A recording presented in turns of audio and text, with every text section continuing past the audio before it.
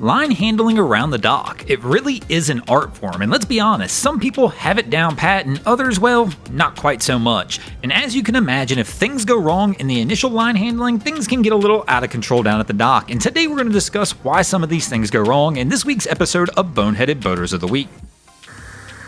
Welcome to another edition of Boneheaded Boaters. This is a result of when you don't tie your boat up correctly, and she washes ashore. At least you got a good window now.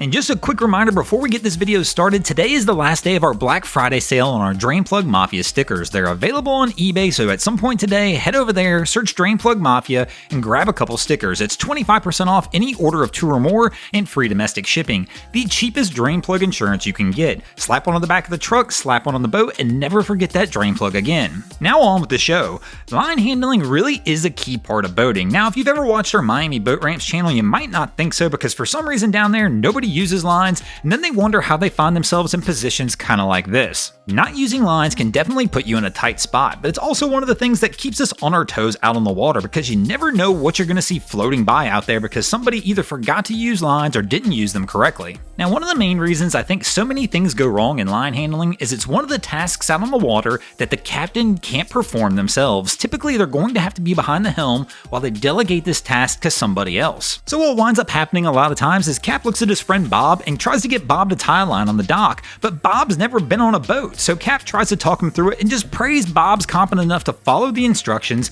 and get this line tied tight enough for whatever task they're trying to perform to pray everything works out in the end. And that obviously is just not always the case. Now, of course, line handling is more than just handling lines around the dock. At some point in time, you're probably going to have to use some lines or chain to anchor that vessel as well. And if you thought line handling around the dock was tough, wait until you get into that anchor game. I mean, at least when you're approaching a dock, you can see what you're up against. Anchors, you're kind of half guessing most of the time as to what's on the bottom, how you're going to actually plan your attack on getting the anchor down or pulling the anchor up. And I'll tell you what, you think docking's one of the biggest fights you see couples have on the water? Try asking a significant other to go handle the anchor. I promise by the end of that, you guys have probably said a few choice words to each other, and the toughest part of anchoring, even when you get it right, well, sometimes things go wrong and maybe you go for a tow. And speaking of tows, this is obviously another place in boating where we use lines. Now, my opinion on towing might not be a very popular one, even though it's probably shared by many licensed captains out on the water. The way I feel about towing, if you are not a licensed captain with a tow endorsement on that license, you likely should not be towing unless it's a life or death situation. And even in that case,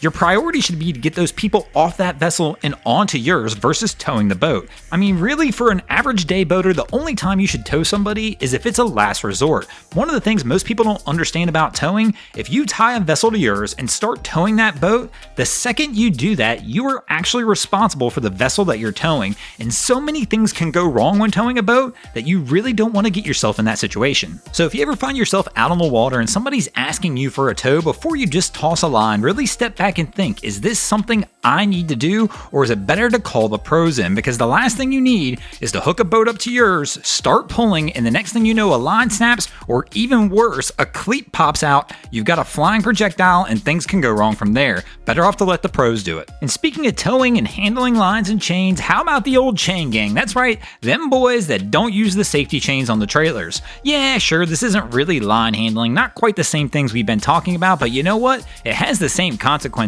Things go wrong if you don't use chains and lines properly. So if you're out there towing a boat, go ahead and use those line handling skills to attach those safety chains to your truck. It can mean the difference between having an inconvenience at the ramp and having a really bad day at the ramp. And speaking of having bad days at the ramp, now if they could just come up with a way to have safety chains at the top of the ramp that some people could hook to their vehicles before they started backing down, probably save a lot of people from going through the old free boat ramp car wash. Thanks for watching, guys. I hope you enjoyed this week's episode of Boneheaded Boaters of the Week. If you ever see anything crazy happening out on your waterways, be sure to hit us up on Facebook or Instagram and let us know, and you might see your story over here. Just like Adam Coolidge, Dennis Unitas, Izzy, Dave McGruder, Pengavita, and Stephanie Daniel did this week. And if you guys haven't already, go ahead and drop an anchor on the subscribe button here.